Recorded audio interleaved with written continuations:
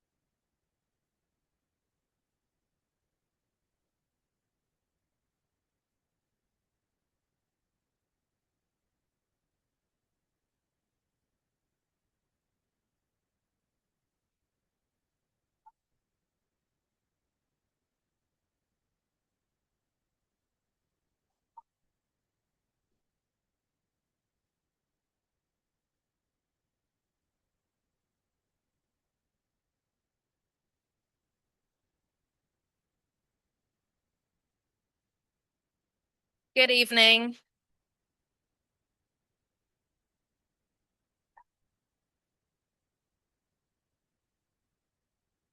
Good evening. Thank you for coming to this session. Georgetown University is committed to standards promoting speech and expression that foster the exchange of ideas and opinions.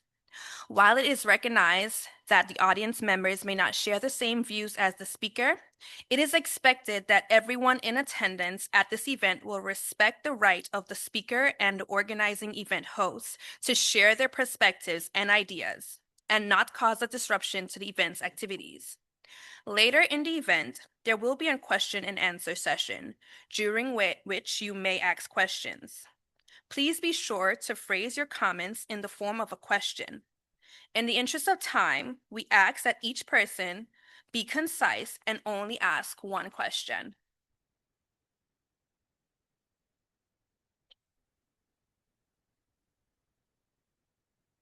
Good evening, all. Thank you for joining us tonight on the Hilltop to celebrate our incredible cohort of startups and student teams. I have so enjoyed watching each and every one of these teams progress over the course of the past few months, and I'm grateful for the opportunity to share their progress with this community. Georgetown Ventures is a special place, so to all those who have joined us tonight, whether you're a student, professor, a parent watching here or at home, a mentor to past or present startups, or an investor looking to get involved with any one of these teams, first off, welcome. And second, thank you for joining us. As we begin this semester's demo day, it is important to me to recognize this club's journey to where we are now. Georgetown Ventures was founded by two students in 2017 who recognized a lack of resources for student founders on campus. They wanted to create a space in which students and founders alike could come together to build, grow, iterate, and experiment. Our founders recognized the importance of not only an introduction to entrepreneurship during undergrad, but the benefit of beginning to practice the entrepreneurial mindset during these formative 4 years. This mission has become increasingly important to me throughout my time in GV. I've recognized the immense benefit, both personally and professionally, that this time for creation, experimentation, and risk-taking in our accelerator has had on me. GV is a unique organization. There aren't many other clubs or spaces on campus where on any given Tuesday night, you're discussing a go-to-market strategy, a branding revamp, or even where a company might get their next dollar. It is in those moments of uncertainty that our students learn the most. Undergrad is one of the few moments in life in which we are encouraged to explore without the weight of having every possible answer. GV seeks to foster that risk-taking mentality. We don't leave any stone unturned, and no option is left on the table. There is a unique transformation that happens when you engage with entrepreneurship in college, not just as an academic subject, but instead as a lived experience.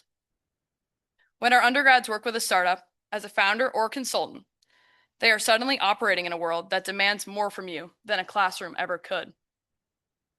You are working to build the future of a founder's life. You're suddenly up past 2 a.m., sitting, talking about mission statements, a new brick and mortar location, or changing an entire UI UX with a deadline that's quickly approaching.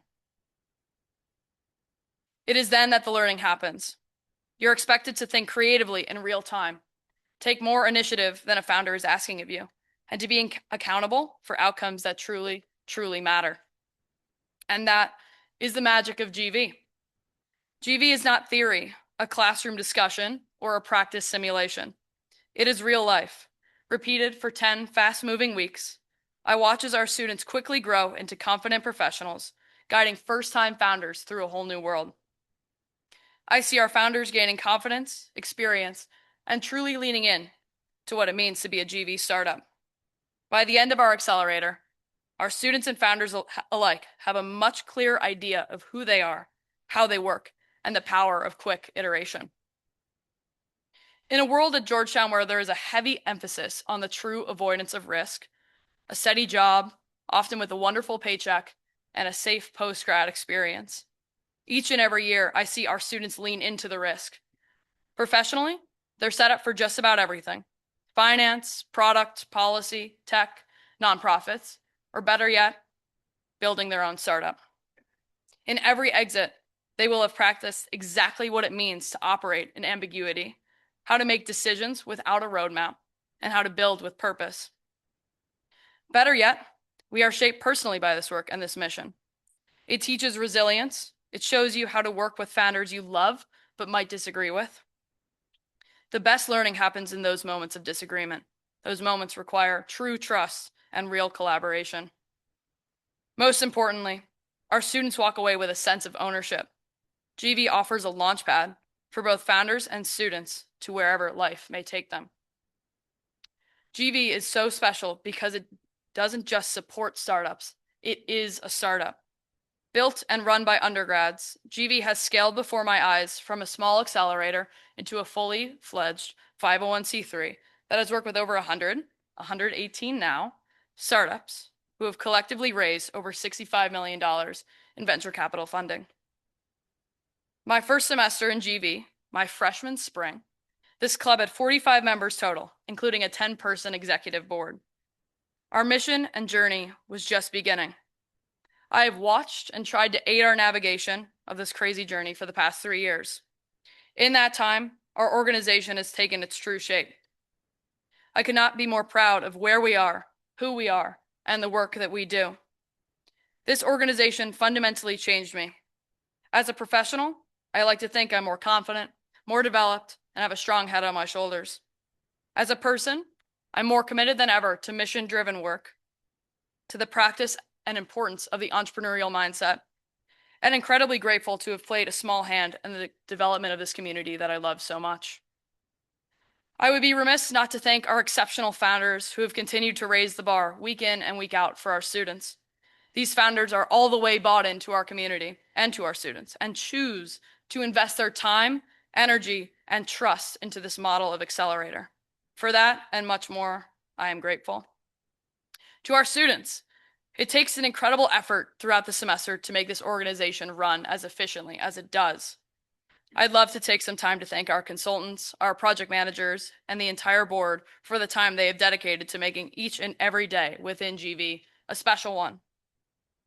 Our undergrads are the fuel for everything that we do. Team, we are nothing without the work that you do, that each and every one of you put in, for your founders, for us, for our mission, each and every day. I could not be more proud of you. I'd also love to acknowledge my true partners in crime, my C-suite, Ella, Will, Sophie, Lucy, and James. I truly could not imagine doing this job without you all by my side. This is our 6th demo day as an organization, and this crew has been to and led every single one. Their leadership has changed the GV experience in more ways than I could say. And for that and so much more, I am so grateful for that group. I can confidently say there is truly nothing better than working alongside your best friends. Demo day is truly my favorite day of the year. Let's get it underway. Without further ado, I'd love to introduce you all to our incredible MC for the evening, Grace Keeley.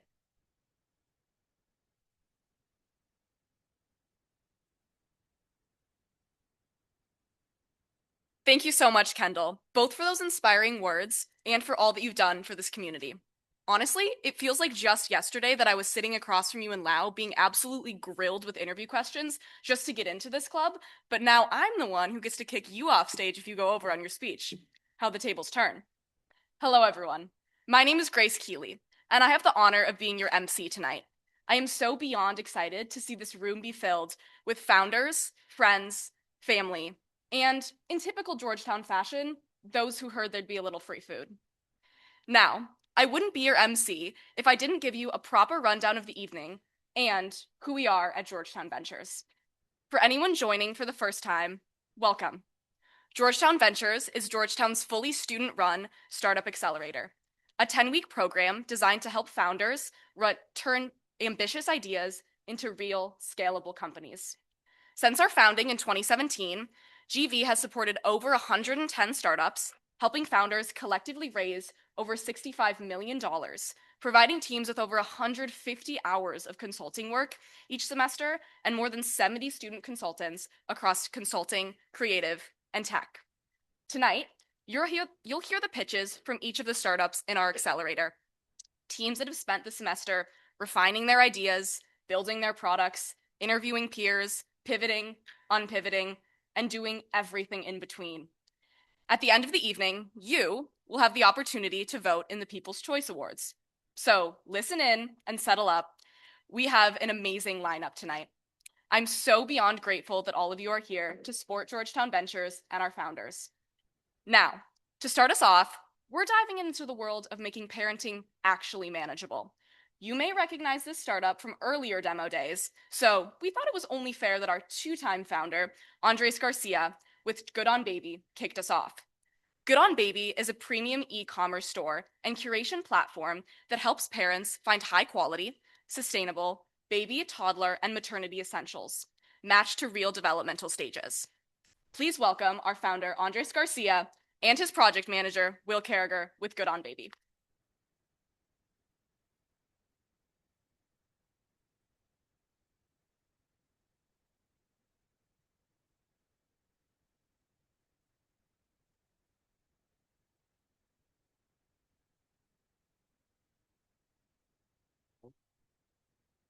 Can you hear me? All right. Oh, shoot. All right. Thank you so much, everyone. And thank you for having me back. This has been really just a truly amazing experience to do this twice. My name is Andres Garcia. I am a alumni of Georgetown, EMBA 2025, and the founder of Good on Baby. So what are we about? What am I about? What am I trying to do here? I'm trying to help parents manage the chaos of parent. That's the vision that we have for our business. And what is our mission? It's to be the most trusted and high quality online destination for parents of young children.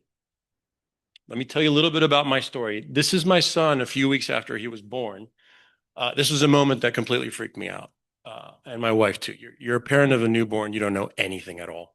And this was the catalyst that kind of threw me down this rabbit hole where I really just started trying to understand, like, okay, what's my child interacting with? I thought this was environmental.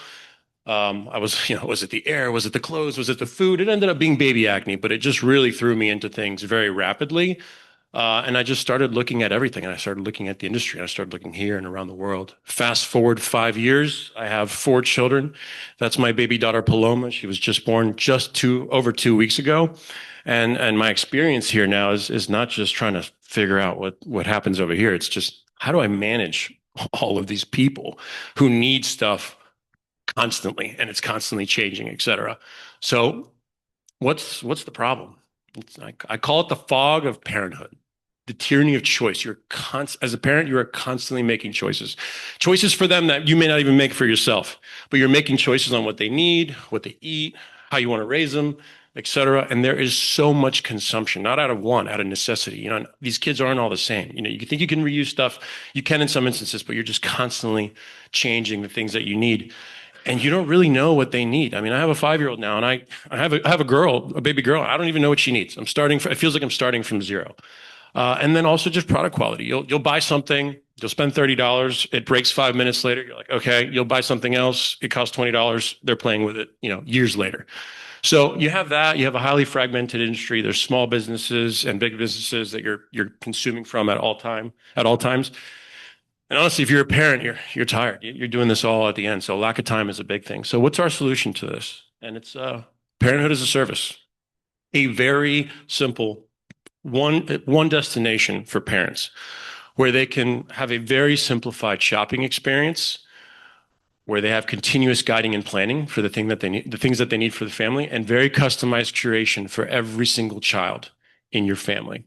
And we do that with very high quality choices from premium brands from around the world. So let me talk to you a little bit about our business model and how we're going to execute on this. I'm going to briefly touch on the customer acquisition thing. We're really going to focus on storytelling. There's so many stories to tell about parenthood. There's so much to talk about when it comes to children's products, development, et cetera. And I think what we're going to do is really double down on that and telling the story of the brands that we're bringing into our platform. Influencers that are in our demographic and are speaking to our demographic as partners, and healthcare experts who can actually help us validate, that we're this trustworthy brand sourcing incredible products for parents. And then daycares we see as a very natural fit from a B2B standpoint to establish as a channel. They're great at guiding parents about things they need. They're really ahead of the curve. And as a parent, you react a lot. You try to plan, but you react a lot.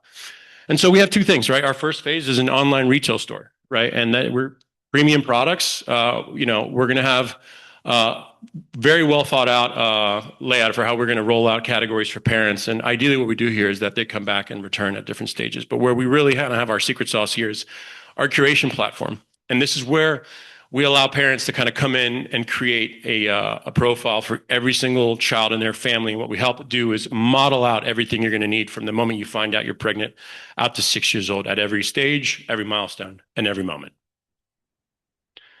So let me talk a little bit about our market. It's a huge market. Again, I said we're operating in the 0 to 6 space, and 0 to 6 is a massive space. There's so much consumption that happens. There's so much spending, healthcare, food, et cetera. But it's about a $468 billion spend a year.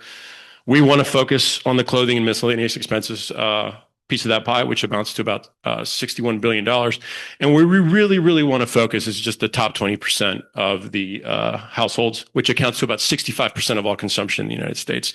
That $60,000 number that you see up there, I can attest to it. I have 4 kids now, but at one point I had 3 in daycare. Each child was about $30,000 a year just in daycare costs. And in major metropolitan areas, you're easily spending 40, 50, 60 grand just to keep your kid alive once a year. So what's next? My burn the boats moment. I'm switching to full-time founder after this year, and I will be focusing 100% of my time on this. Been very lucky to build an incredible team. We're going to relaunch the website that we have right now, really focus on building the brand, customer acquisition. We've been working behind the scenes to establish a very robust supply chain from around the world, and then just kind of expand our categories so we can capture more things from parents and start kind of testing things out. And then in Q2, we're going to roll out the beta of the curation platform. Again, it's an operating system, right, for families so that you can plan out everything at every stage, moment, and milestone. And then while we're doing that first 6 months of kind of finding our product market fit, hopefully we do that. And in the summer, we're going to start focusing on a seed round so that we can really focus on being well capitalized to really focus in Q4 on expanding the business, the supply chain, and the headcounts to help us, build things out. So this operating team, again, I talked a little bit about me. I'm almost former Tenable. I'm a director at a cybersecurity company, one of the companies, one of the leaders in Latin America. Got 4 kids. Alex Pito, my CTO and co-founder. Early, not worldwide, 11 years in engineering there as a senior leader. And then Cameron Daly and Anthony Harley, who are founding engineers. One of the things that I struggled with when I was finishing my MBA and kind of putting this together was I was kind of alone in my thought process, even though I was talking to a lot of people. So I very quickly put together an advisory board to kind of check me, to make sure I wasn't doing anything stupid.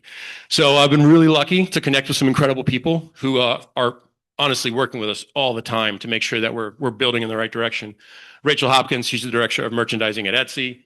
Ahmed Ali, one of the senior executives here for Google in the Mid-Atlantic. Paul Omnetti, he's North America sales manager for Marcelli, which is an automation and robotics company, really helping us a lot with supply chain and manufacturing. And then Alexander Gonzalez, former Beekman brand director. We're really focused on skincare. She's former L'Oreal and former Unilever, so we have a lot of insight from her. So with that, I'll pass it over to Will Carriger. Thank you, Andreas. Hello, everybody. My name is Will Carriger, and I've had the pleasure of being the project manager with Georgetown Ventures, working on Good On Baby over the past 10 weeks with these 9 incredible tech, strategy, and creative consultants who have assisted me in this project. So with that, let's take a look at our team's accomplishments over the past 10 weeks. Our first accomplishment, it was kind of a collective goal, was working on our supplier database. One of the main goals that we wanted to accomplish over the 10 weeks was building out our supplier database, which essentially meant going through and vetting our current suppliers to make sure that they had high quality goods for our service. And then additionally, reaching out to them and establishing exclusive agreements to ship their products into the United States. Then our consulting team worked on business plan finalization and holiday market and pop-up shop prep to assist Andreas in his relaunch in the spring. Our tech team worked on curation modeling and forecasting for our curation engine, as well as a reimagined sign-up page and favorites tab to assist with the user experience. And then additionally, our creative consultants worked on in-house social media curation, as well as reaching out to influencers to help market our product, as well as developing our user experience with the tech team. So with that, I'll pass it back to Andreas. Thank you. Thank you, Will. And thanks to this incredible team that really did move the needle so much in 10 weeks. I don't want it to be over. So we're closing a small pre-seed round right now to kind of help us move things forward over the next 6 months. But we really want to start to connect more with venture capitalists. This school's been amazing at connecting us with people, but we want to continue to expand our network there to make sure we're speaking to the right people that are investing in the kind of business that we are, consumer tech space. And then we want to connect with advisors who have experience in this arena. Like, we want to learn from people who've done this already, who are actively working on stuff, help us do the right things, or prepare us for the things that are going to be challenging. And then the last thing is just also preparation. Other entrepreneurs who've gone through this. We want to talk to you. We want to get to know. Tell us a little bit about what we need to be doing. What are the things that venture capitalists are going to be looking for a business like us, so that we can be prepared and be successful. And thank you so much, guys. I appreciate it. This is Good on Baby. Please visit us if you want to learn more. Talk babies. My email's right there. Very simple. Andres at Good on Baby. Thank you, and thank you, Georgetown Ventures.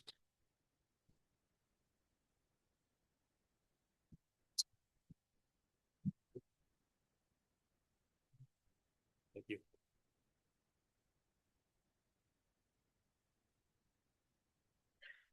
Absolutely incredible work, Good on Baby. I feel like if we can have anything that makes parenting even 1% easier, I'm in.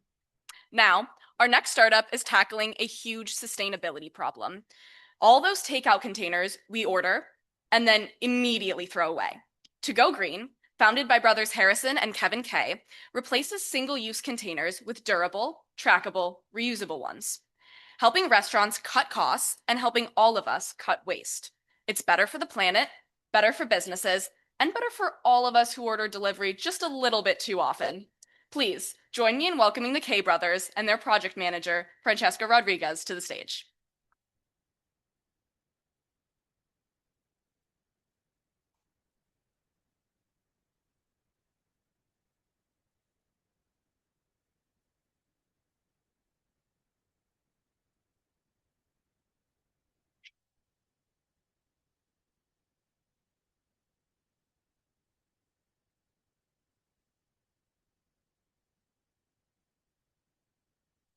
Everyone, I'm Kevin Kay.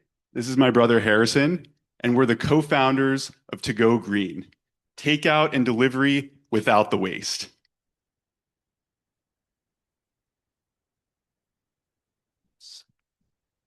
Like many of you, Kevin and I love ordering in. It's quick, convenient, and often a lot tastier than our own cooking. But nobody likes the mountains of single-use packaging that come with each order. In the US alone, we generate nearly 1 trillion pieces of disposable foodware annually. And all of this stuff comes at a cost. The most obvious cost is environmental. Some birds have ingested so much plastic that they crunch when touched. But this is a financial problem just as much as an environmental one. Restaurants, governments, and we taxpayers spend a combined $30 billion a year buying and disposing of single-use foodware. In an age of self-driving cars, there must be a better way. Enter To Go Green, a shared network of reusable, returnable food containers. So here's how it works. You visit our website, choose a restaurant, and order takeout or delivery. The restaurant will then package your order in our reusable containers, meaning your food arrives hotter, fresher, and without the waste. You then have 3 weeks to return your containers, either by dropping them off at any restaurant partner or by requesting a pickup at your door, which we like to say is even easier than taking out the trash. Reuse isn't a new concept, so why now? We're at an inflection point. Policies are cracking down on disposables, and market volatility is driving up their price. Meanwhile, consumers are demanding more sustainable packaging and love the premium quality of reusables. The opportunity is massive. In fact, as of today, the global market for reusable foodware is over $43 billion. Over the next 5 years, that number is expected to reach near 60 billion, driven by new extended producer responsibility laws and innovations in the private sector. So, in this rapidly growing market, how do we differentiate ourselves? With our technology. We integrate directly with the largest third-party ordering platforms to streamline adoption for customers and restaurants. We also partner with courier networks like Uber for our on-demand container pickups. And our unique container tracking technology helps us drive a 97% return rate. And these advantages have helped us gain early traction. We partner with 17 restaurants in the DMV, including local favorites like Chico and Teism. We've earned coverage in national publications like Eater and the Washington Post.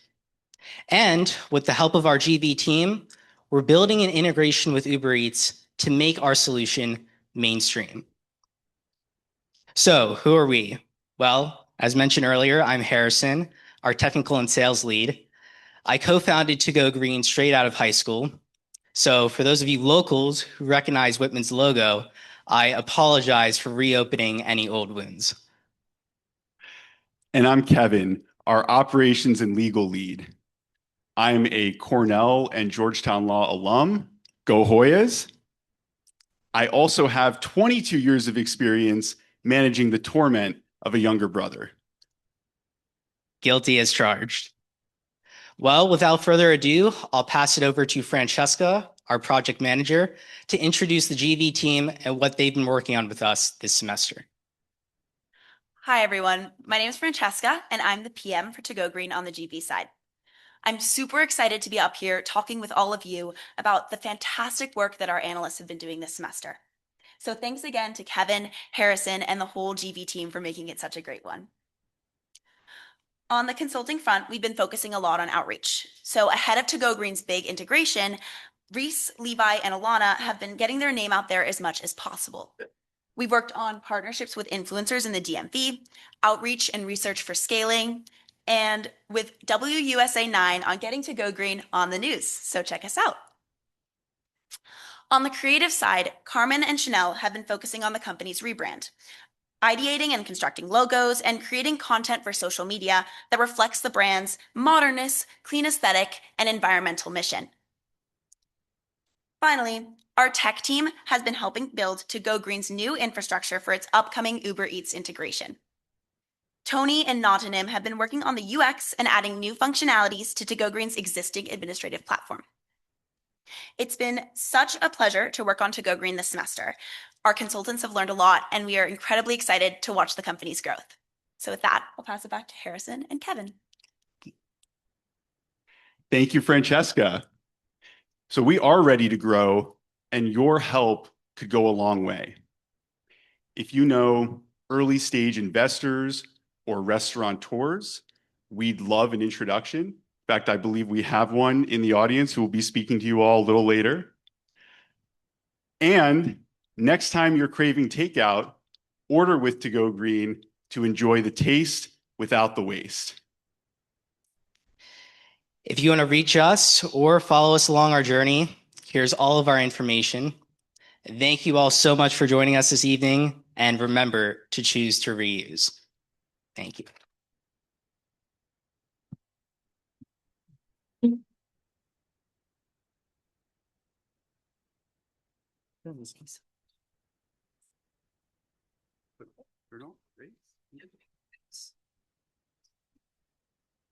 Awesome. Thank you so much To Go Green. There was actually one point where I leaned over to Kendall. I think it was during one of your puns, and I go, "Oh, that was fire. That was a bar. You were really sealing the deal there."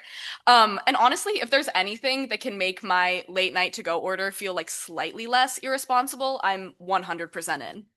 Now, moving on to our next startup, it's reimagining self-care. Our Turn, founded by Rakia Finley, is a journaling platform built around reciprocity. Our Turn subscription sends you personalized gifts based on your monthly reflections. You're not just talking out into the void. Your self-awareness actually comes back to you in the form of curated care. As Rakia puts it, it's our turn to give. So without further ado, please help me in welcoming Rakia and her project manager, Noelle, to the stage.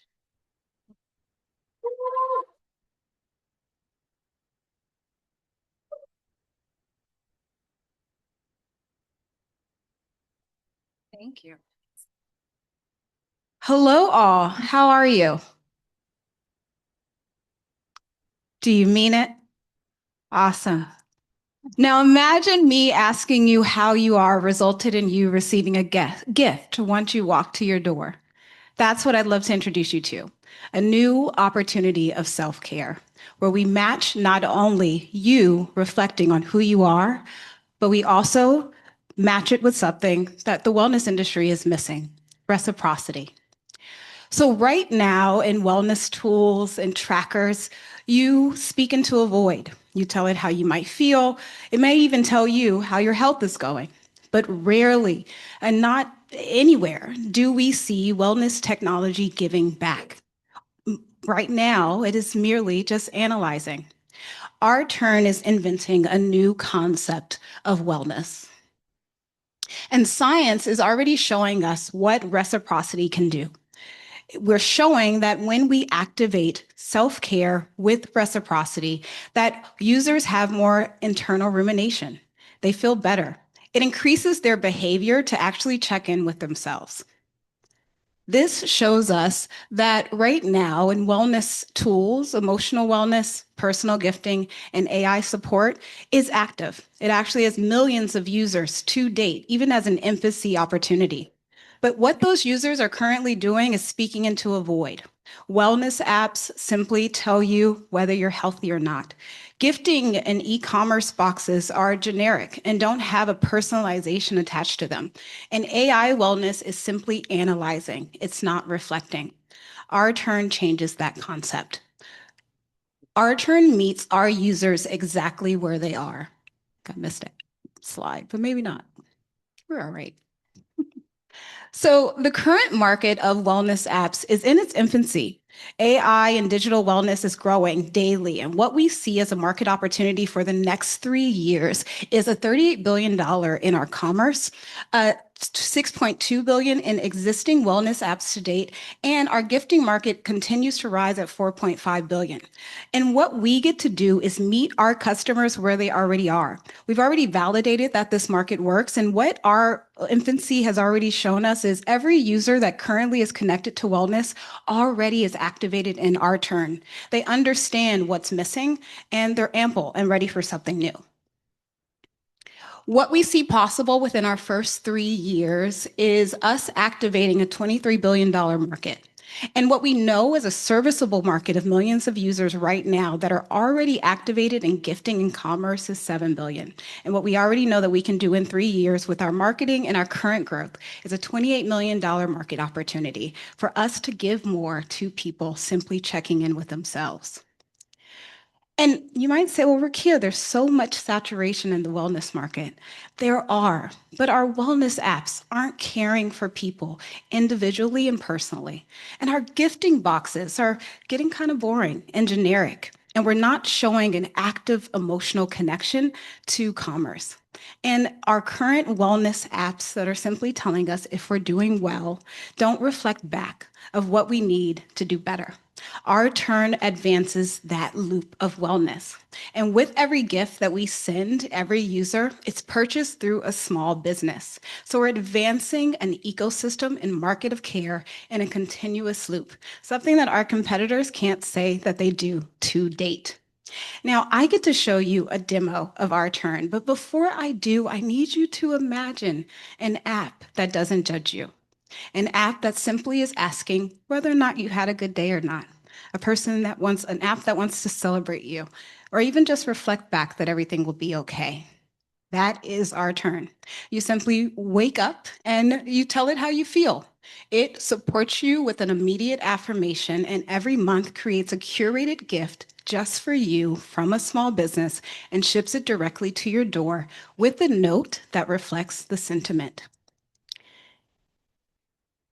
So, what we love about our turn is its simplicity, its ease, and how quick it is to add how you feel. Simply by doing that, our turn takes in a private and secure understanding and reflection. And the key to our technology is our turn does not keep a single journal entry. It simply remembers the sentiment, how you're feeling, what's been going on. And during that time, it sends you a monthly gift to let you know that it was thinking of you. It's curated just for you, and you're the only person that our turn thought of when it sent it. And the way that we've identified our scalable business model is really simple. Our users are able to identify the levels of care that they want to see. And with that, it advances the high in ownership or the value of that gift that they get every month. On top of it, within the app, if you love your gift, you can regift it to someone else, continuing the love loop and reciprocity that our term produces. And what we're seeing from an enterprise level is businesses currently have burnt out employees and employees that are not utilizing their employee perks. Our Turn is a new solution for HR companies throughout corporations to activate anonymous emotional triggering to their employees that will allow them to activate employee perks throughout the month. Something that will not only unlock a higher level of employee retention, but also advance culture of care. So we've already validated our primary ICP, and that's our Gen Zs and our millennials. They're already activated in digital self-care, and they're pretty much leaning on AI to reflect back to them already. How many up here has a ChatGPT to tell them what to say when they don't want to say it? Right? So we know that our ICPs already connect with what our turn can do. We just get to meet them where they are. So we've been in the App Store already, and we're really excited to say the traction that we already have. Most importantly, our turn does not produce push notifications. We don't bother our users. They come to us. That's created a daily active user rate that's 10 times higher than our competitors, all those wellness apps out there that are trying to do the same thing we are. And what that's given us is over 4,000 reflections to date. We currently have 20 monthly subscribers that we send monthly gifts to, and we continuously have over 1,500 downloads to date. Now, I've been building technology for over 20 years. I focused on building ethical, dignity-centered technology throughout the world. And our turn is an answer to a question I've always had. What does it look like when technology focuses on our human and doesn't take away from it? Our turn is the answer to that question. Now, I get to introduce you to an amazing PM that led a fantastic team that not only advanced our UI, the one that you got to see for the first time, but also expanded our turn's language. I'm going to kick it over to Noelle. Hi, everyone. I'm Noelle. I've had the pleasure of being our Turn's project manager this semester. Our main focus has really been on transforming our Turn into a user-validated product. So the tech, creative, and strategy teams have been working closely together since week 1, and they started off by auditing the app and identifying any points of friction, specifically in the onboarding, messaging, and actual usability of the app itself. From there, we've designed and executed a full research program interviewing people across all of our Turn's target demographic. These insights have led us to power a complete overhaul of brand assets, messaging, and UI. An example of this was the demo that Reiki just showed us. Finally, we've begun to develop our Turn's influencer pipeline, B2B model, and product positioning for growth. So thank you so much. I'm going to pass it back over, and she's going to share more about the future of our Turn. Thank you so much, Noelle, and thank you to an amazing team. I've been really grateful to have these people. And because of them, we get to say where we're going next. So our turn is focused on 3 scalability points within the next year. The first one is going to be expanding our AI, making sure that those affirmations and responses speak to every level of care. And we were able to stress test that during this accelerator. Next to that is expanding. We're looking to advance those corporate pilots and get more customers and more users on the platform. And then next to that, we get to scale this platform. That looks like us making it multilingual and expanding it to web. And we're really excited about our December campaign that we'll also be launching after this amazing accelerator, showing other users that they deserve the care that they give everyone every day. We believe that when you show up for yourself, our turn gets to show up for you. And we're really happy to be a part of this accelerator, and we're asking this evening to really help us with introductions, scale us with opportunities, and we'd really love to see more wellness pilots and corporations throughout. You're welcome to download our turn today so we can start caring for you as well as getting contact us if you could be a support. Thank you so much to everyone, and thanks for GV.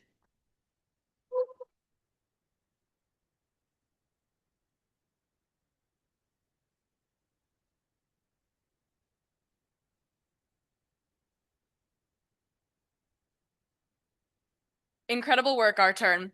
Honestly, a self-care platform that also sends you gifts, I think it might be my turn to get on the our turn bandwagon. Now, as someone who's already been looking for her senior year house as a sophomore, this startup hits a little close to home, pun intended. GradMates, founded by Kendra Siegel, is a housing and housemate matching platform built specifically for graduate students. GradMates helps students cut through the stress, uncertainty, and endless scrolling by combining verifying housing options with thoughtful housemate matching, all in one place. The goal? To give students clarity, confidence, and support during one of the most tumultuous times of their academic journey. Now, please welcome to the stage Kendra and Audrey.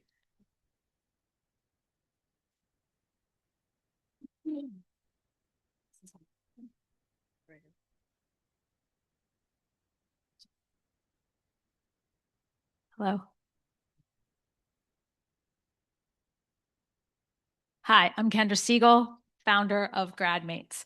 I'm thrilled to be here at the culmination of an intense and inspiring 10-week journey with my phenomenal team and the Georgetown Ventures community. I want to begin with why GradMates exists. When I was 19, walking one morning on my college campus, I was struck from behind by a car, flown in the air, landed, and when I came to, I learned that I had a concussion, nerve damage down the left side of my body, and a broken clavicle. I stayed in school, and I managed my injuries along with being a student. But even with all of that, that wasn't the worst part of the accident. The worst part was my roommate from hell. She was the type of roommate who made every day into chaos and every night into uncertainty. And it revealed something that I wasn't able to articulate at the time, but I can now. Your environment isn't background noise. Where you live and who you live with can make or break your ability to feel grounded, focused, and fully yourself. Years later, as a landlord, working for over a decade specifically with graduate students, I kept seeing them caught in the same cycle. Overwhelming searches, mismatched roommates, unstable living environments, and zero guidance. I didn't step back, I stepped in. I helped them find alignment in their housemates and housing situations because I knew exactly what was at stake. And when I decided I no longer wanted to be a landlord, I realized that what I had done on the micro level, helping graduate students curate their optimal living situations, I could do on a broader scale and make a more positive impact at the macro level. And that's when GradMates was born. I'm going to turn it over to my wonderful project manager, Audrey Dietz, who will go on to describe what I can only say has been a phenomenal, amazing team and experience. Thank you, Audrey. Hi, everyone. My name is Audrey, and I've had the pleasure of being the project manager for GradMates this semester. I'd like to take a moment to introduce you all to my amazing team that I've been working alongside for the last 10 weeks. Our strategy consultants have helped define the early foundation of our network approach and supported important research for our launch. Our tech team has focused on translating the vision into early product concepts and user flow, and our creative team has shaped the visual identity and brand elements that you will see today. This team is truly incredible and has brought the best energy. Their creativity, dedication, and hard work has brought the GradMates vision to life.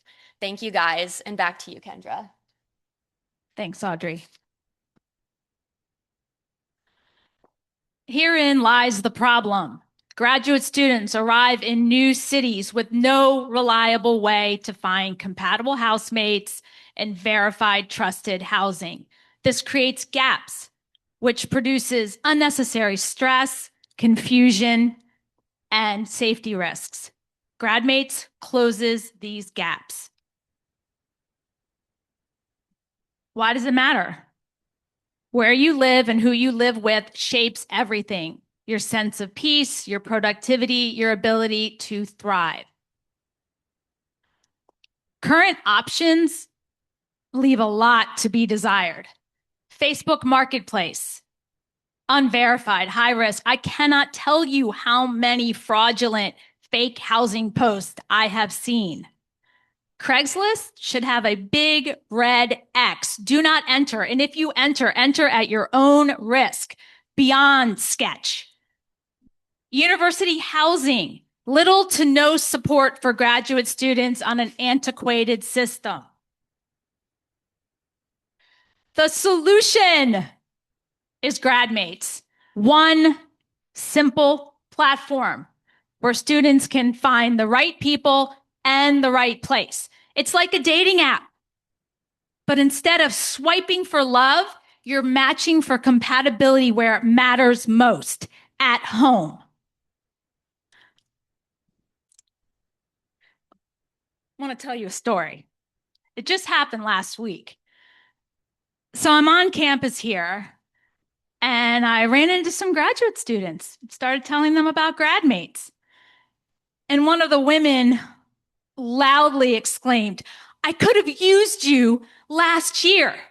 It was so hard finding people to live with and a place to live that I ended up living with a 74-year-old woman. And Nancy's great, but I would have preferred other options." I think that says it all. If you are a graduate student coming into a new city to study, you are on your own, finding compatible housemates and a safe, vetted housing. It is the wild, wild west. Let's talk a little bit about the market. There's about 3.1 million graduate students studying in the United States, 500,000 of which are international students. As a landlord, I saw this firsthand. They'd reach out to me desperate from Nigeria, New Zealand, Sweden, China. Do you think they needed help finding compatible housemates and verified housing? You bet they did.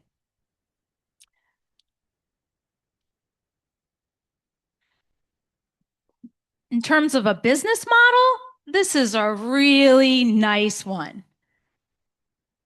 It's a constant, renewing, perpetual market where 1 million graduate students arrive every single year.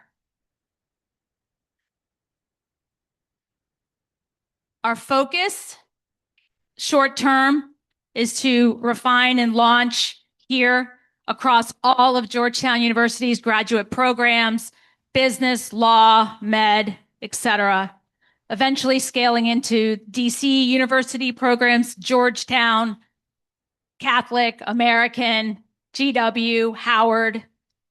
Long-term, scaling the program nationwide on an app that makes it super easy for students to find the right people and the right place. Business model is pretty simple. It's a subscription for downloading the app. Advertisers will be welcome on our platform, and we're working on premium service options for our GradMates users. The ask, it's very simple. We need users. I repeat, we need users. If there are any graduate students in the audience, talk to me after demo day. If you know any graduate students, please connect me with them. If you know any landlords in and around the DC area, connect me with them. GradMates puts graduate students in control of their own story, starting with where they live and who they live with. There should be an intelligent, intuitive platform for helping graduate students optimize, curate their own perfect living situation, but there's not until now. And we are building it. GradMates, find your mates, find your place. Thank you.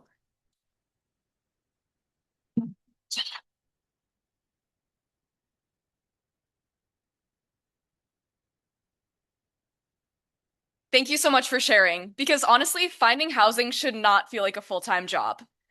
Now, we're going to take a little bit of a break from our pitches to hear from our featured guest speaker. Tonight, we're thrilled to welcome someone from behind one of our most beloved food brands in our community. Surit Orr, the founder and creative mind behind Tate Bakery and Cafe, has become a lifeline for students, founders, and honestly anyone in the DC area who needs caffeine, carbs, or a tiny slice of joy in between meetings. Beyond the pastries, Tate is an amazing example of how a mission-driven business can grow while still staying true to its roots and its people. To lead the conversation, we have one of our very own, Erin Cohen, our Director of Startups. Please join me in welcoming our two speakers today, Erin Cohen and Surit Orr.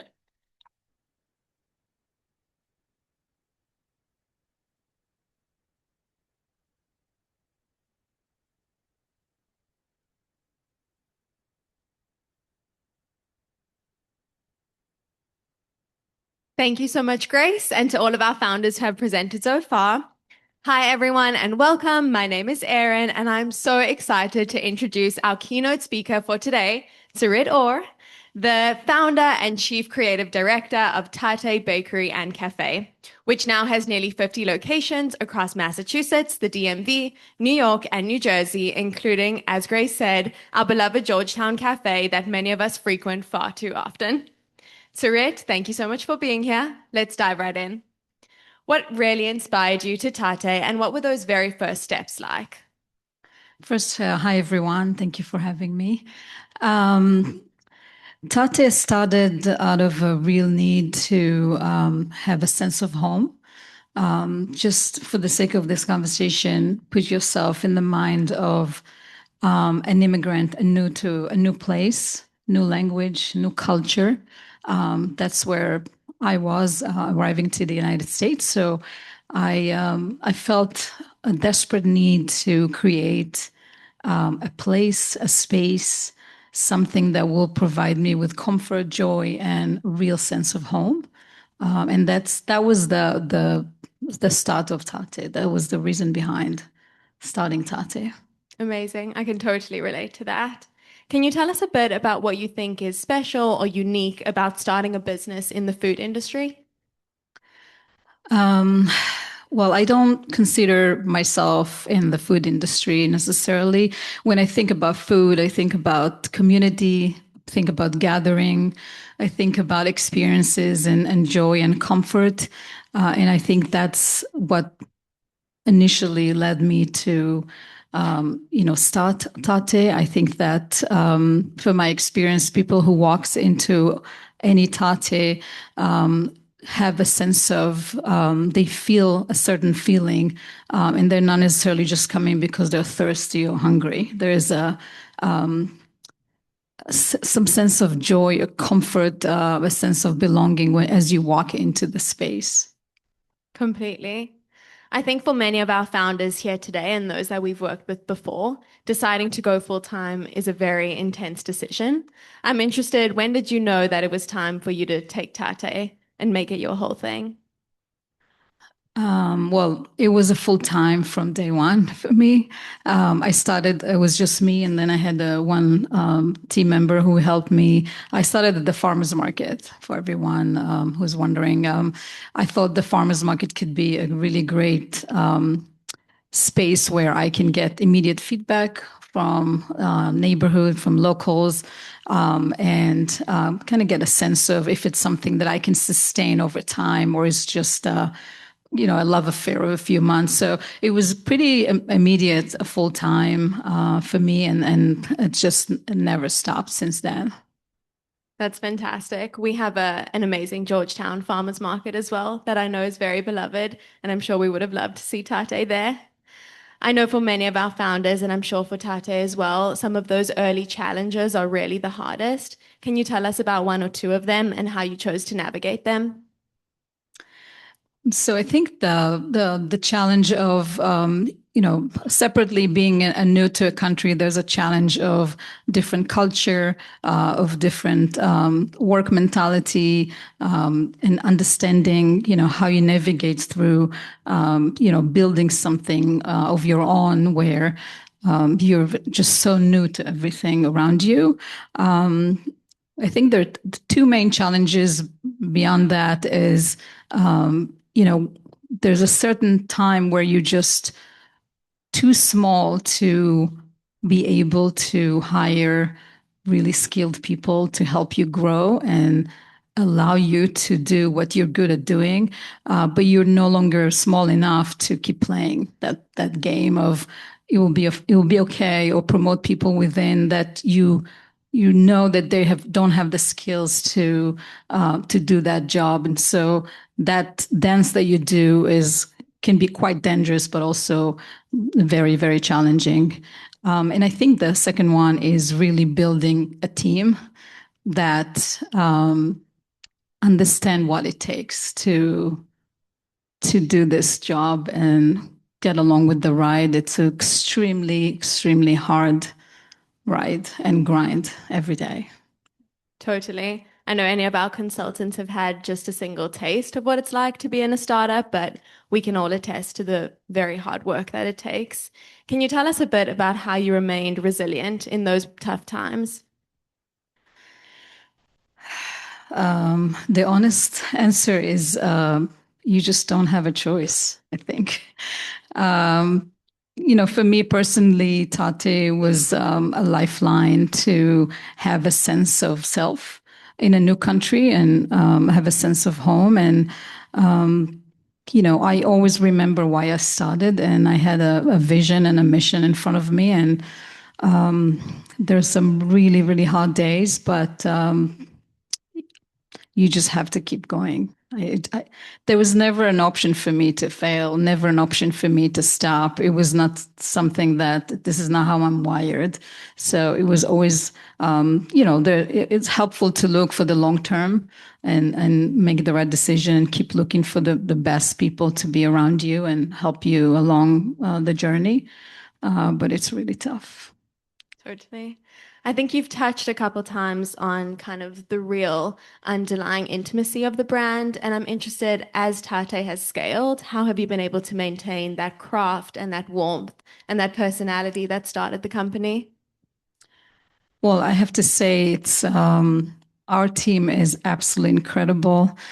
It's an incredible commitment on our team to do the very best they can every day, to align on what's good enough and how you can sustain it over time, to really engage with the brand and understand it.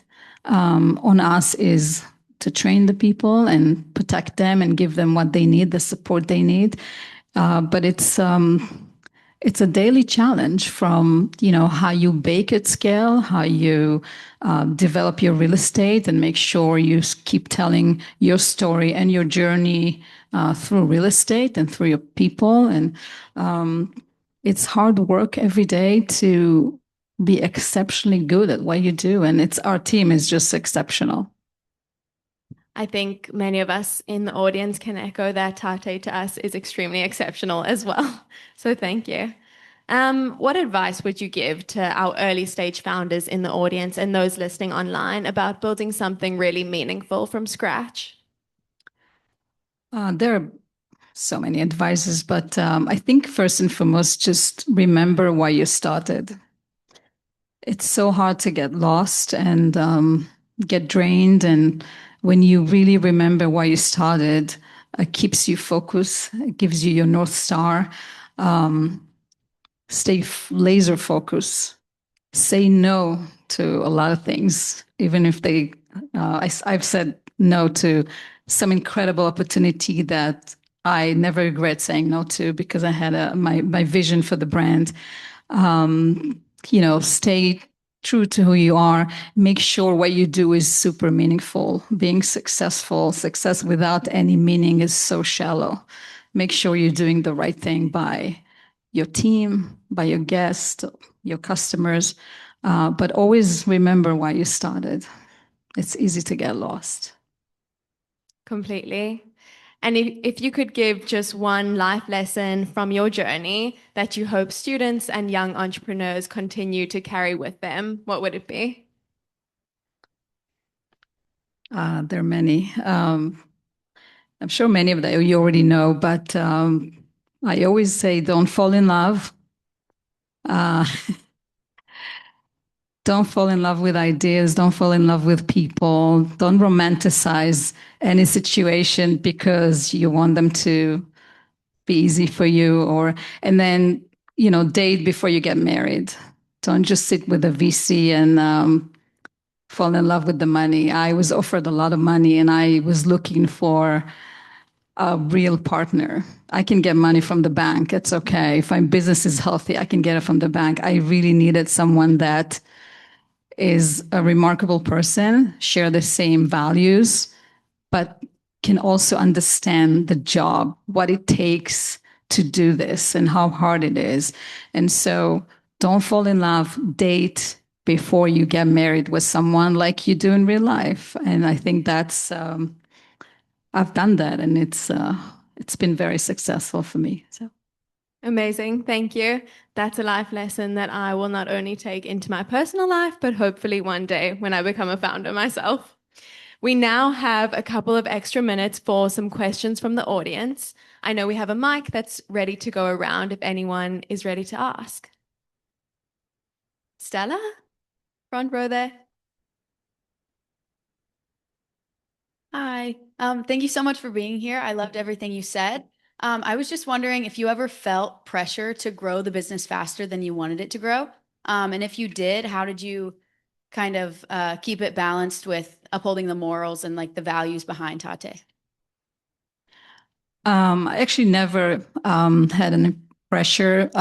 My partner is known to thinking about long term and taking the time to do things right. So I was actually ready to come from Boston to DC 2 years prior to us opening this market and was asked by my partner to take a step back and build a foundation and build the team and do it the right way. It looks to people as we are moving really fast now, but Tate is, we just celebrated 18 years. So it's been a lot of work of building good foundation, great team that can actually carry the brand forward. I was never pressured to move anything any faster, or I was never pressured to do anything that I'm not aligned doing. And that's by, dating and not getting married first with the right partner.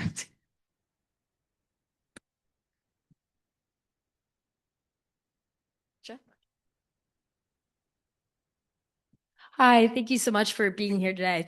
This has been so awesome. I was wondering, you've been talking a lot about kind of your original vision. I was wondering if you'd talk a little bit more about that and, how that vision has evolved and changed over time. And, if you wanted it to always kind of be a small neighborhood cafe or if you went in with that vision, knowing you wanted it to become kind of a nationwide staple.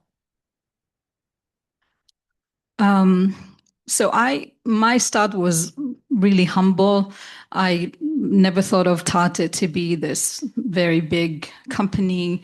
I knew I wanted to touch as many people possible, but it started out of a humble beginning of wanting to feel belong, to have my own tribe, my own community. And the first Tate was opened in a neighborhood, and the neighborhood came. And after we had 5 locations where I remember I felt that we have something really special that can really make people feel belong to something. And we need to touch as many people possible. So I knew that I have to partner with a person that can help me bring Tate to more and more communities. I really thought that there are probably more people like me that feel out of place, feel that they lonely, that they want to be belong to somewhere or some community. If you walk into Tate, you have a few options of seating options, and you can sit on the bar, in the coffee bar with yourself or with the barista, or you can sit in the communal table and make new friends. And we have so many students as our guests that feel that Tate is a home away from home for them. And that was my mission, for you to come in and feel welcomed and feel comfort and have a sense of joy and feel like you treat yourself or you treat your friend. Or so Tate, in the most part, is in neighborhoods. Our location is a neighborhood, and I did Tate development until about 2 years ago and made sure that we are in neighborhood. And where you see Tate that is not in a neighborhood is because, we needed a space to bake, and the landlord conditioned it that we will open a cafe. And city center here in DC is a good example where we needed a space to bake. The landlord wanted a cafe, twisted my arm because, I never wanted a Tate to be next to a Gucci. This is not so much of a neighborhood, but we needed a place to bake, and it's been a phenomenal cafe. But that's the why behind it. So, which is another subject of real estate that has it's very powerful tool to tell your story and to build a brand. I think we have time for just one more. Andres? Speak up. Perfect. Thank you. All right. Thank you for being here. Just if you could talk through that first store. When you opened up that first store, what was that experience in that first year? And then at one moment were you like, I've got this down and I'm going to go from 1 to 2? We opened Tate 1 in 2008, February in Boston. It's really cold. And we just opened our door, and a few people from the neighborhood just came in. Tate never had PR or marketing. Just put my head down and worked really hard. And we always had press. We always got more attention than we can actually handle. So it was, I don't know. I was in the baking 24/7. It was very stressful, I would say. Not understanding the dynamic and the culture. Still doing the farmers market, so you run between the market and the store. It was lovely. It was tiny. It was 850 square feet with about 12 seats. It was petite. It was really a place for the neighborhood to gather, and that's what it was. And very close to BU, to Boston University. So first weekend we had already lines and, people, loving it. And so, it was great. And Tate 2 opened, everything really happened organically. I'm the way I operate, I have to feel things that they are right. If I don't feel it, I can't really connect and do them. And I just felt that I really want to bring the food. I grew up eating or making or from traveled the world, and Tate 1 was too small to build a menu. And so I just opened a second location with full kitchen, and that's where Tate menu first came, and it was 2012. And about 90% of our menu today is what we had back then. It's very loved. So it all happened out of a need. So I never build things before I have actually demand. I much rather bootstrap and work and do my own delivery and put everything in my trunk before I buy a van or before I buy open a new kitchen. So it's just a grind. Yeah. Thank you so much, Sarit. I think that's all the time we have today, but this has been truly incredible. And Thank you.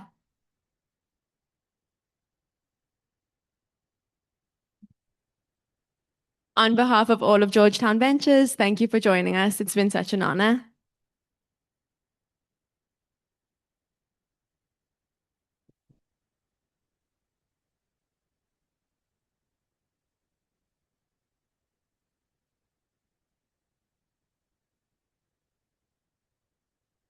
Thank you so much. That was truly so inspiring. Not only do I have to thank her for sharing her wisdom with us tonight, but also for single-handedly providing my favorite avocado toast of all time and favorite Georgetown study spot.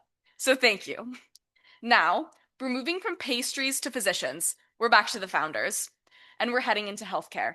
Our next startup, Apios Health, presented by Matthew Wheeler, offers a modern twist on primary care. Concierge-style healthcare delivered primarily through simple text messaging. By cutting out the usual wait times and insurance headaches, Apios makes care more accessible, personal, and actually responsive to how people live. Please help me welcome Matthew Wheeler and his project manager, Sophie Longacre, to the stage.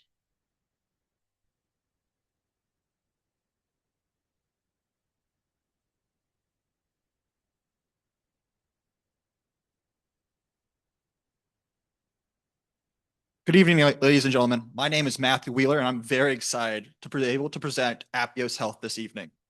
Apios Health is an employee benefit. We offer HIPAA-compliant SMS-based texting as an employee benefit. And so one of the challenges that's facing the U.S. healthcare right now is the strain on the market. There are too many people going to the emergency room that don't have to be there. Our founding physicians can tell you over and over again how many people can be serviced via telehealth rather than going into these locations.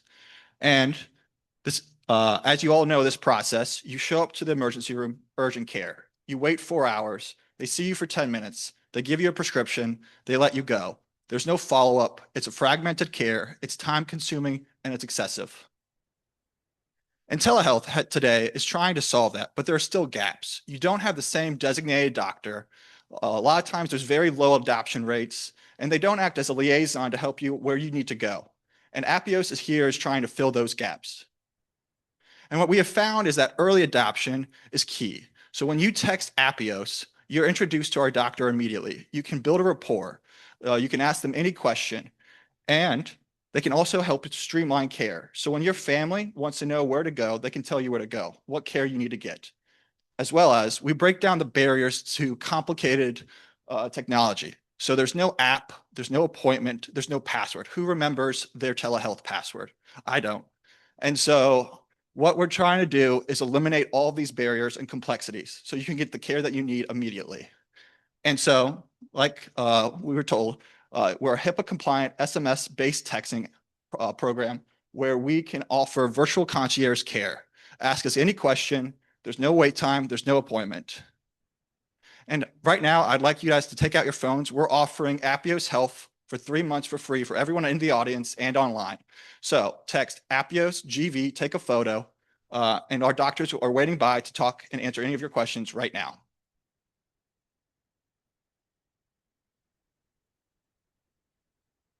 I also have this slide at the end, so if you guys don't get it right now, we can go back to it.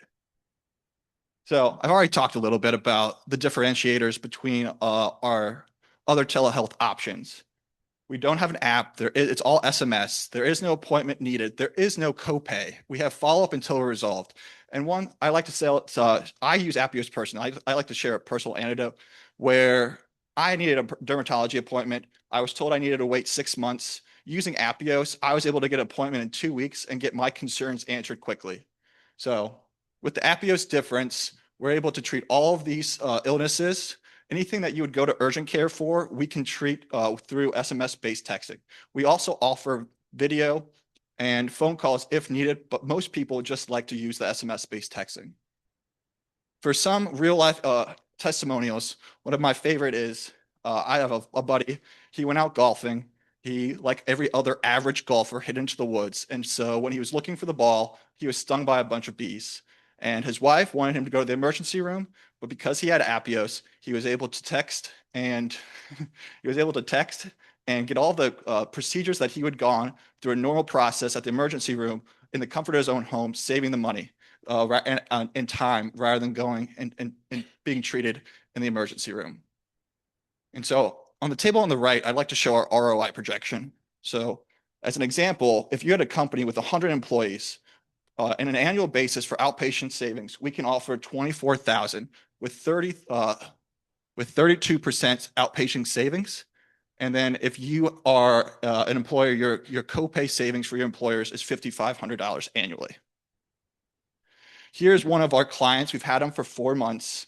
They have 1,000 users. They're self-insured. So anything that they save, they can put back to their bottom line.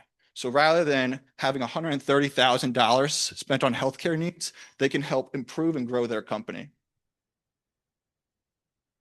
And our team is robust, full service. Courtney, our chief clinical officer, has been practicing emergency medicine for the past 10 years. Kirk is our CEO. He, prior to Appios, was a general surgeon in Virginia Beach for 20 years. Then he started Modio and sold Modio several years ago. And now his new project has been Appios. The rest of the team are experts in marketing, project management, business development, and operations. And Appios offers total value. It hits all of the main stakeholders in the employee benefit space. For the insurer, we're decreasing healthcare costs, we're reducing the strain on the system. For members, decreasing copay, reducing the amount of PTO they're using. And for the employer, we're having happier, more productive, higher morale, higher retention employees. And so now I'd like to pass it off to Sophie, and she can talk to tell you about what the team was able to accomplish this fall semester. Thank you, Matt. Hi, guys. I'm Sophie, and I'm the project manager that's been leading this amazing GV team for the past 10 weeks, and I'm going to explain kind of what we've been up to. So first, on the creative side, we created a completely research-backed messaging ecosystem that targets Appios's employer-facing outreach. So we made things like ads, carousels, videos, and an interactive ROI calculator that condenses the numbers that you see here. Next, on the tech side, we focused on workflow automation and website redesign. So we did extensive AI research and ultimately chose an AI agent, used it to integrate information across multiple platforms, and used that to automate the patient onboarding process. And then finally, on the business development and strategy side, we focused on sales and outreach. So we constructed a CRM that profiles over 600 different organizations across 6 different target industries. We then used this to outreach over 75 different organizations and individuals. And we constructed a strategic events calendar that features over 20 high-value networking opportunities for the next year and a half for Appios to attend. And now I will hand it back over to Matt. Thank you, Sophie. And thank you to the entire Georgetown Ventures organization and all of their hard work this semester. We're really appreciative and we're excited to see how far Appios can grow. And so our focus moving forward is we started this company back in January of this year. We're already profitable. And so what we're trying to do in the next 6 months is to grow our network, to grow our partnerships, and we're trying to meet as many employee benefit brokers, payroll firms, networks, and our ultimate goal is to be bundled with an insurer. And so our ask right now is if your organization you know or someone else you may know wants to join this journey with us, please have them contact us. The QR code in the corner has our partners page. You can take a screenshot and you can find more information about our data and our offerings there. Or you can just text us. And finally, I'd like to just end with Appios, you have happier, healthier employees, lower healthcare costs. And finally, going back to this, if you want Appios for free for the next 3 months, please feel free to text us and talk to our doctors. Thank you so much.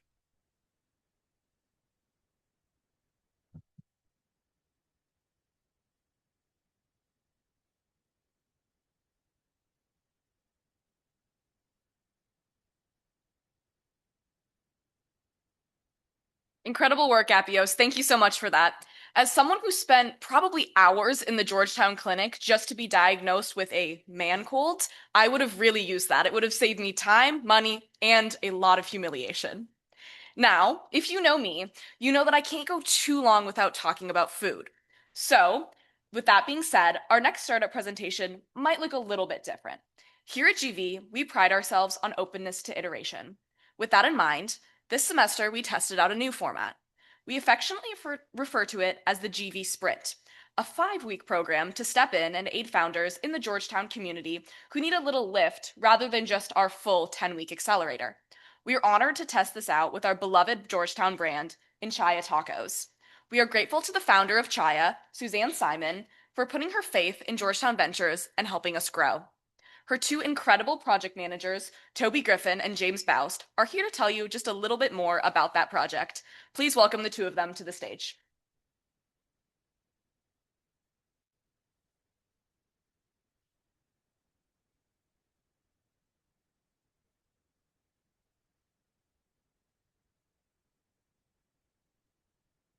Good evening. Thank you, Grace, for that lovely introduction.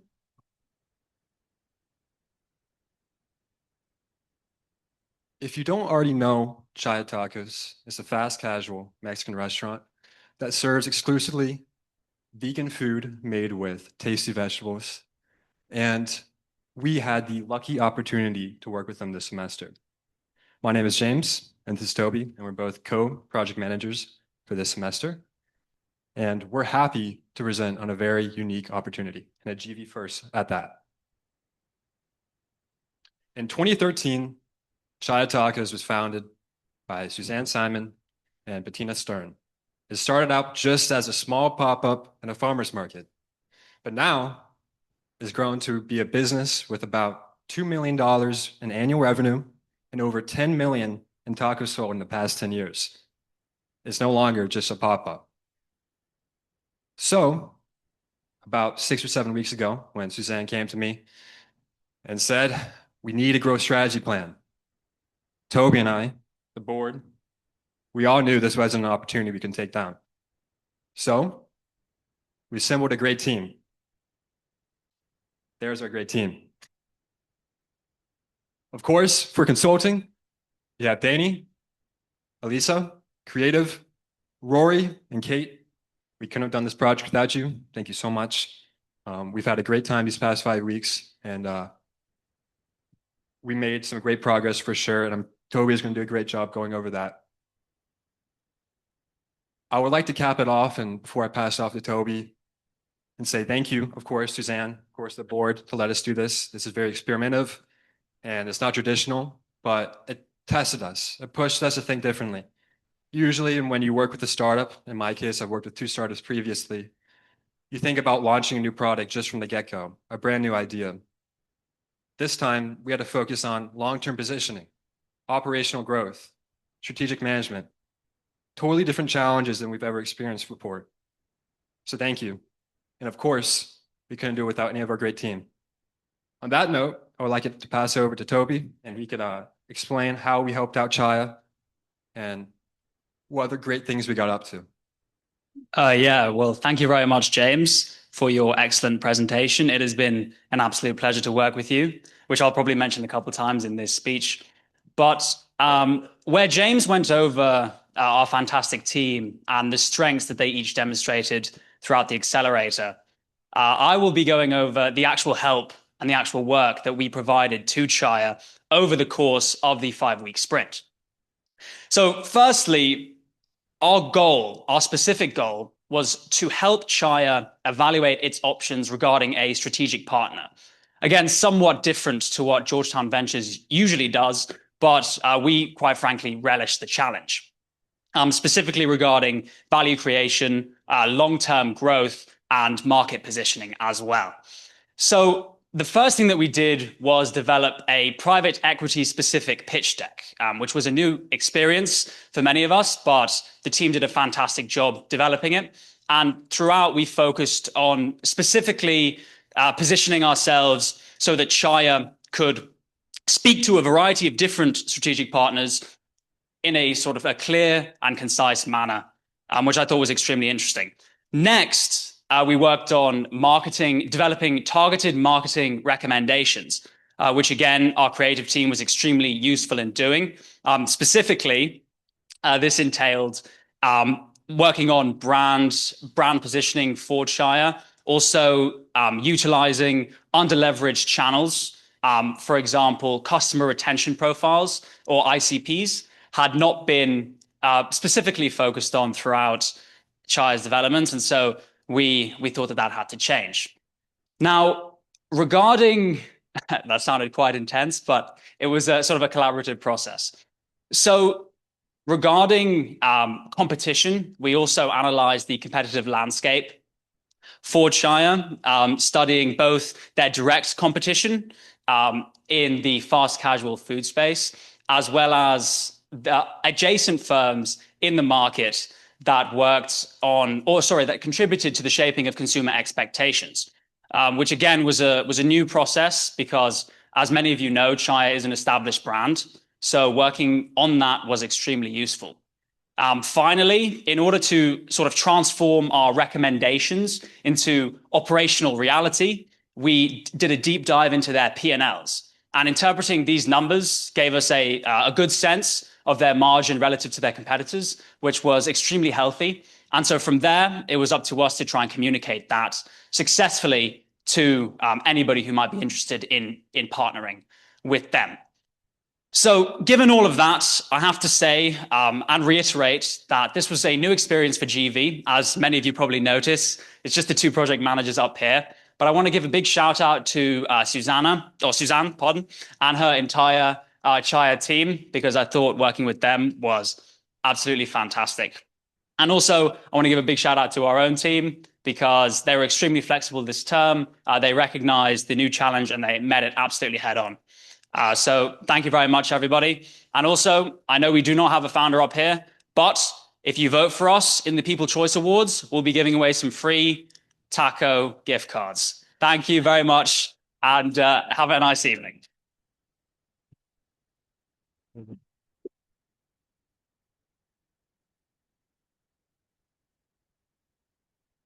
Incredible work, guys. It's really awesome to see GV iterating just like our startups do. Like we mentioned earlier, GV in and out of itself is a startup. Now, speaking of startups, we're now going to be moving on to my personal favorite, Orion Biotechnologies. And I may or may not be a little bit biased because I'm actually the project manager for that team. Yes, this does mean that I have the deeply humbling experience of introducing myself, so please act surprised anyways. Orion Biotechnologies, founded by Daniel Jimenez Sanchez and Naura Jimenez Camino, helps researchers get clearer, more detailed information so they can design better studies and increase the chances that clinical trials succeed. In simple terms, Orion advances lab tools and AI to give scientists a deeper look into what's happening in a sample, helping them find important patterns and make smarter decisions. Please welcome Nora and myself to the stage.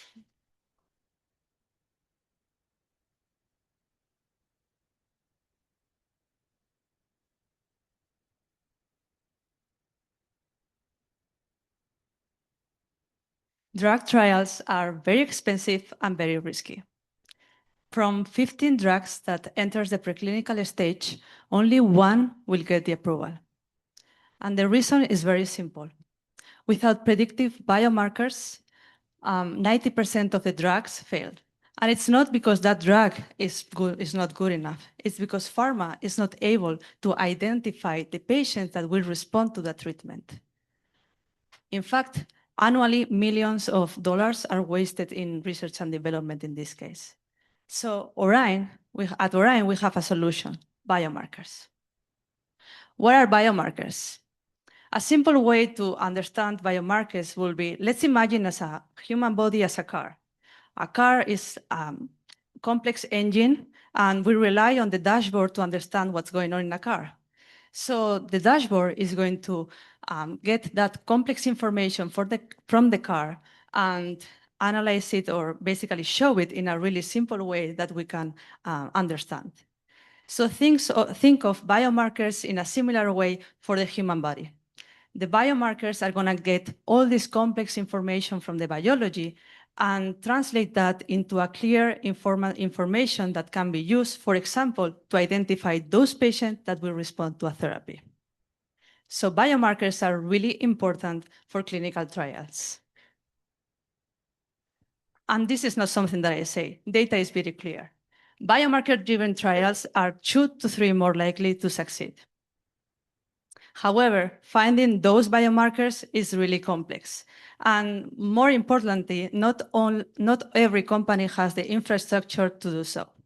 So at Orion, we have developed a full stack biomarker discovery company that has 2 main components.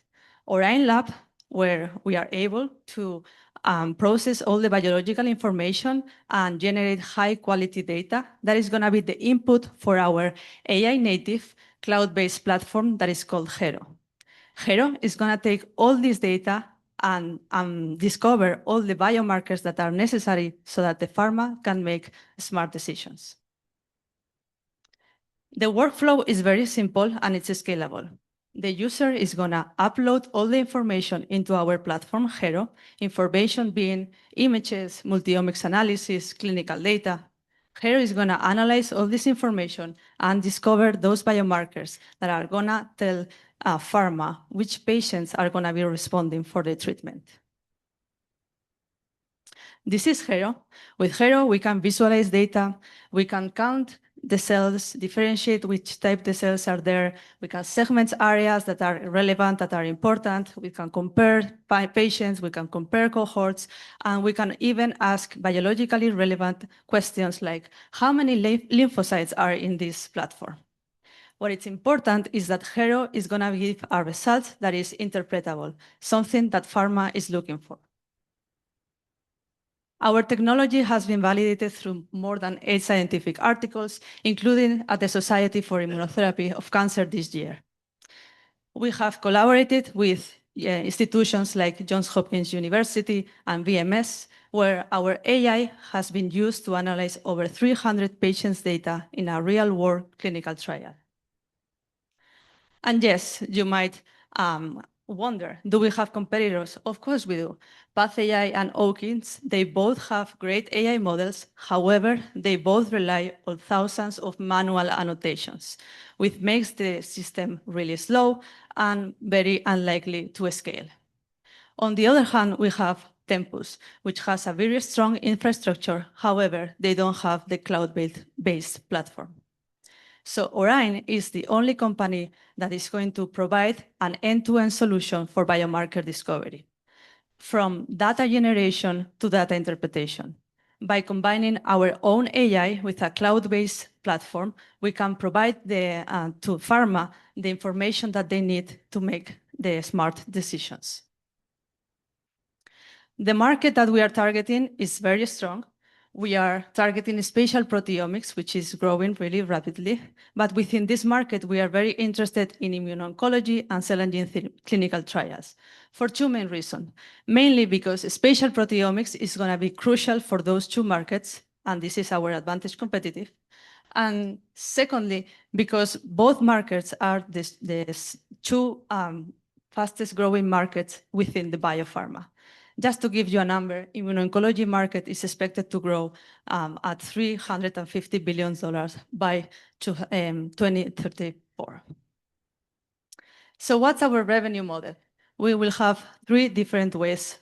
So we have the platform licensing, which is going to be the scalable part.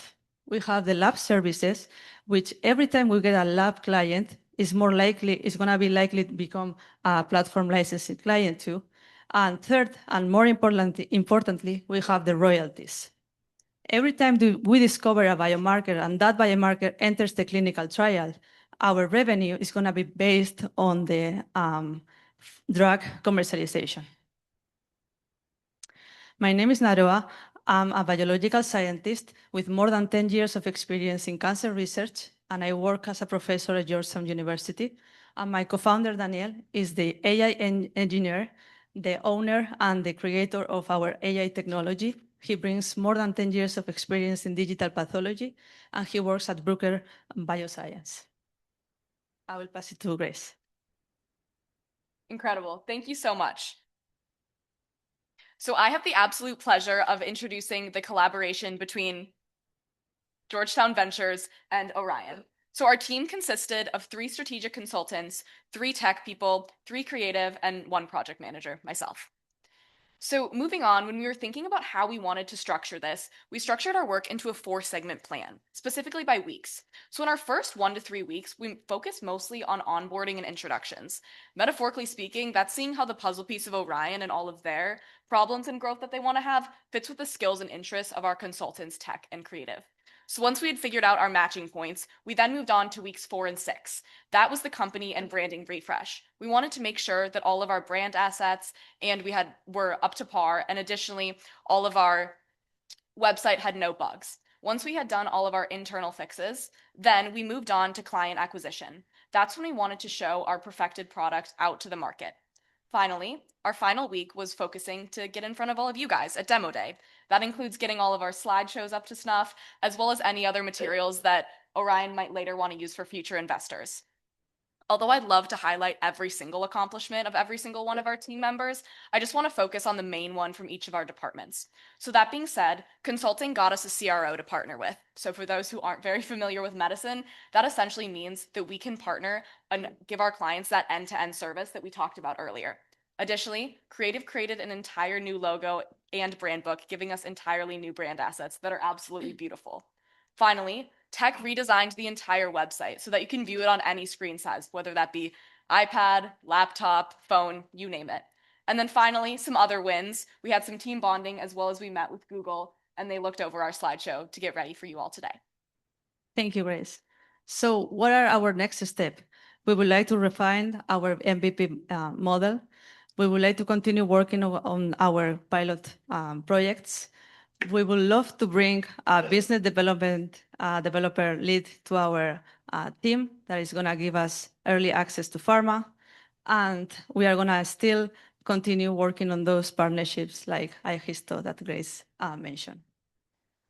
So I can't be more grateful of having such an amazing team at Georgetown Ventures. So thank you so much for listening, and please stay in touch.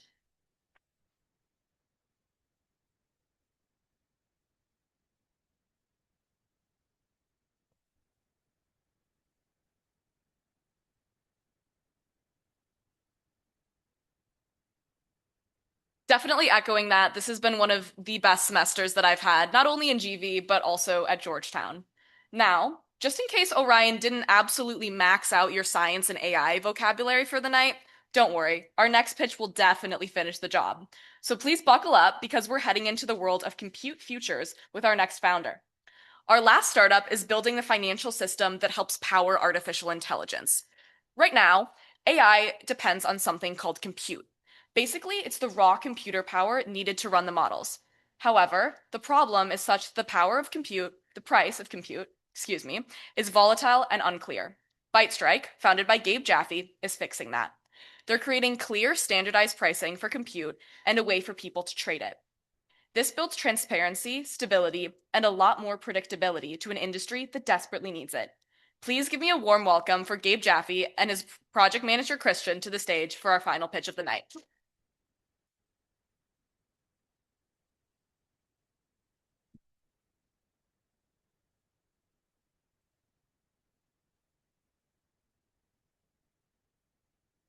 All right. How's everyone doing? Okay, so let's meet John. John is the CFO of an AI company, and congratulations to him. They just raised a Series A round of $10 million. And as you can imagine, an AI company's biggest expense is their computing power. This is how they train and deploy their AI models. And while it's incredibly exciting, John has a major risk. If the price of compute goes up, he may not have the money to pay for it. Let's say the price of computing power goes up by 10%. So it was once $4 million is now $400,000 more. So how would John deal with this? He can lay people off, not very fun. He can raise debt at a high interest rate. He can issue equity and dilute the company, or they can use less compute and not have as good of a product. Now let's meet Mark. Mark is the CFO of an AI data center company on the supply side of compute. They've raised $1 billion to build a data center using AI infrastructure, which is, as you know, very expensive. Now, over the useful life of the equipment, he expects to generate $1.5 billion in cash flow. But he also has a big risk that computing pricing goes down. If it goes down, he won't make as much cash flow and may not reach the returns required by his investors. This increases the cost of capital or risk of his business and makes it very difficult to plan. But what if we set these two people up for a mutually beneficial trade? John can bet that compute prices go up. If they go up, his expenses will go up too, but he'll make money on his bet, and this will offset the difference. And if prices go down, Mark will bet they go down, because even if he gets less revenue and cash flow, he'll make money on his bet, which will offset his differences. And this is the thesis of hedging. And at ByteStrike, we're creating the world's first cash-settled futures exchange for compute as a commodity. Now, as you may have read in the news, compute spend is exploding and beginning to underpin the global economy, not just in technology, but in biotech, in finance, education, and more. In fact, McKinsey expects the AI compute market will reach $1.8 trillion by 2028 and even more beyond that. It's slowly becoming the biggest commodity in the world, multiples ahead of oil. Now, there's two main players in this field. You have the supply side of compute, which are data center companies that rely on massive cash flows to pay for the massive infrastructure costs associated with building the data centers, buying the chips, building the buildings, the energy, the cooling, all of that. Then you have AI companies who desperately need compute to actually run their business, but they're very sensitive to costs. They're often running on a budget and very susceptible to price differences. Both sides are at risk of prices changing, and they're at risk of volatility to their side of the pricing and could very much benefit from hedging. So our solution is a blockchain-based cash-settled futures exchange that allows both sides to effectively hedge out their exposure to volatility and pricing. Now, it all starts with indexation, which is the fancy way of saying we track the market price of compute. So we've already tracked our proprietary indice of GPU hours around the world of NVIDIA H100 GPU hours to start, and we're going on to do more models soon. We then have short and long dated contracts where people can bet long or short the contract depending on their hedging need. And finally, everything is cash settled. Unlike a physical spot market for compute, where you'd have to physically buy and sell compute storage, everything just trades against the index, meaning it's very easy to scale, very liquid, and very high margin. Now, our customers are twofold. First, we have our commercial hedgers, so the actual AI companies and data center companies that want to hedge compute. But as you know from financial markets, there's all kinds of speculators, hedge funds, other institutional investors, and retail traders. This is actually our bigger market, as referenced below. Now, we are taking a regulatory first approach to this market because we believe that will give us a competitive moat and allow us to scale at a larger stage. So it all starts with Bermuda, where we are currently working with the Bermuda Monetary Authority to get a Digital Assets Business Act license. This would make us the first globally regulated derivatives exchange for compute as a commodity and give us jurisdiction to trade in 90% of countries around the world. We're also working to get our FBOT license to get US access soon. We're prioritizing 9 jurisdictions to start and really get customers there before we launch around the world, and we're also engaging with US Commodities Futures Trading Commission options. Now, ByteStrike is really leading the way in this greenfield space of a multi-trillion-dollar market. As mentioned, we've already been in meetings with the BMA, and we've built out our exchange that directly affects to their compliance officers with our architecture. We're also expecting to deploy this exchange in Q1 2026, meaning we're very fast and first to market. And as mentioned, we are a true differentiator in the space. Our competitors are trying to sell future spot prices, so actually buying and selling physical compute, whereas no one's looking at the derivative space, which again is bigger, more liquid, and higher margin. If you think about previous first movers in financial services, we can see Coinbase and cryptocurrencies, CME Group in traditional futures contracts, New York Stock Exchange in equities, and Coliseum prediction markets. We believe ByteStrike is the next company of this frontier for AI derivatives. Now, as you can see, our trading platform is currently up. I'd encourage everyone to take a look at it, byte-strike.com, where you can currently trade our Phantom market today on our actual ByteStrike indices. Thanks so much, Gabe. I'm Christian. I'm the project manager, and I've had the pleasure of working with ByteStrike for the past 10 weeks. And our team has been, they've been working so hard throughout the semester to make all of this a reality. So first, our consulting team, which was Kumars, Katerina, and Elisa, worked on 3 things. One of which was getting that Bermuda license. So they worked on filling out all the documents and making sure those were all in compliance with Bermuda standards. Second, they worked on getting customer outreach. So they reached out to people from data center companies and AI companies, trying to figure out who our target market will be. And thirdly, they worked on expanding our team.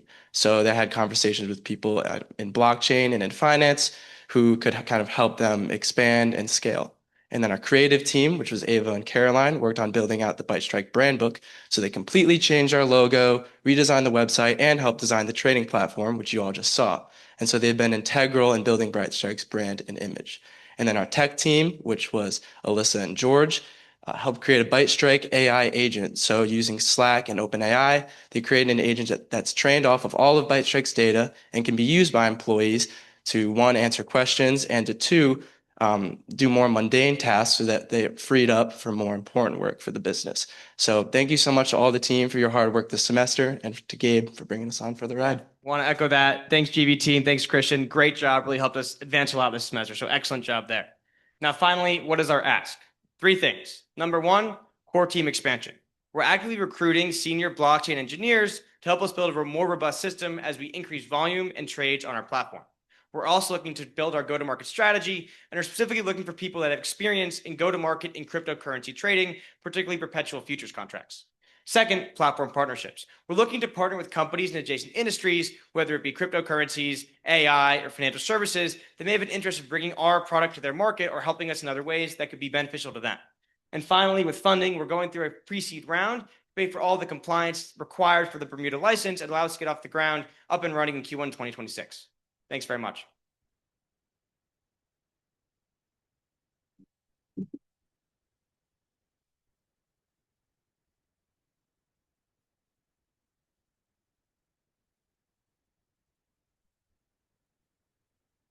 Great work. Thank you so much, Bite Strike.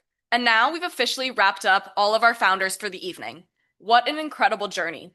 From sustainability to self-care to biotech to AI. You've pretty much seen it all and just how innovative this community is. Let's please give one more huge round of applause for every single team and founder who took the stage tonight.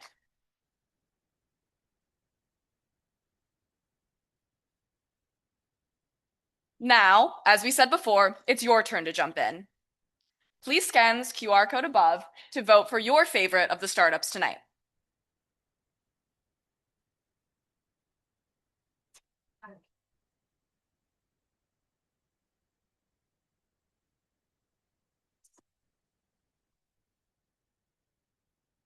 Oh my God.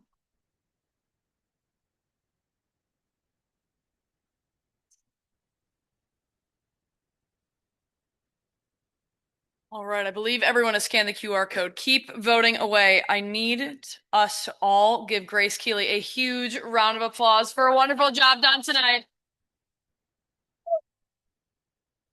And equally as important, our startup recruiting for next semester has already opened. So that application just opened today. If you yourself are a founder and you want to look into starting a company or building with Georgetown Ventures, I encourage you to scan this QR code. It'll take you straight to the application, and we'll get rolling from there. If you know a founder or know somebody who might be interested, please do pass it along, and we'll jump right back into People's Choice voting in 1 second.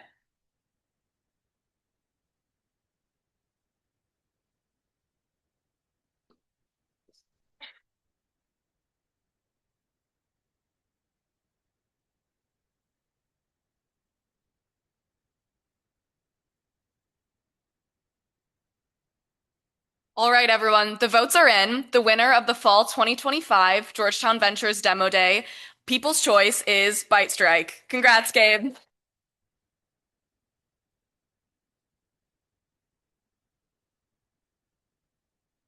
Now, before we wrap up this lovely evening, I want to take a moment for a few heartfelt thank yous.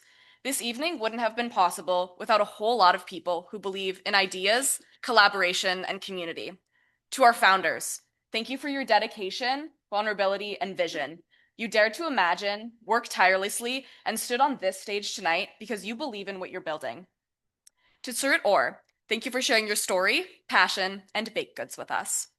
To our GV members and project managers, the over 70 students who put in the consulting hours, creative work, technical builds, late night edits, and electric passion, thank you. You're the engine of this organization, and GV wouldn't exist without your energy and commitment. And to our leadership at Georgetown Ventures, our C-suite, Kendall, Will, Sophie, James,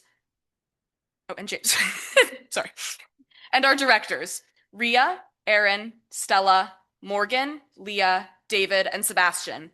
Thank you for building an ecosystem that empowers students and founders alike, for steering this community with passion and care. Finally, please join us right outside for the reception. There will be food and drinks, plenty of time to meet the founders, and a chance to connect with GV mentors, members, and each other. Thank you again for joining the Fall 2025 Georgetown Ventures Demo Day. As we like to end every general body meeting, build and win.